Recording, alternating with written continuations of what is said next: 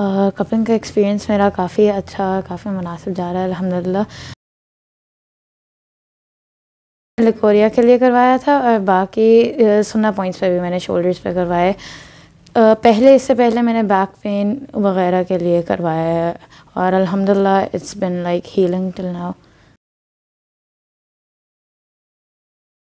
Go for it, ज़रूर करवाना चाहिए। इसके कोई साइड इफ़ेक्ट्स नहीं होते हैं and it's actually not that painful. अगर आप एक दफ़ा मेंटली प्रिपेयर होकर आ जाओ कि यानी इट्स नॉट दैट बैड, तो ज़्यादा इसमें तकलीफ़ नहीं है और खून वाले यानी निकलने वाले प्रोसेस से घबराना नहीं है। It's not going to have a toll on you, on your health. It's actually very beneficial अल्हम्दुलिल्लाह।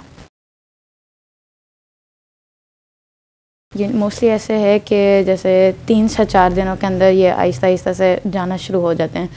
मैक्सिमम ये है कि like 7 to 8 days and it's going to go away.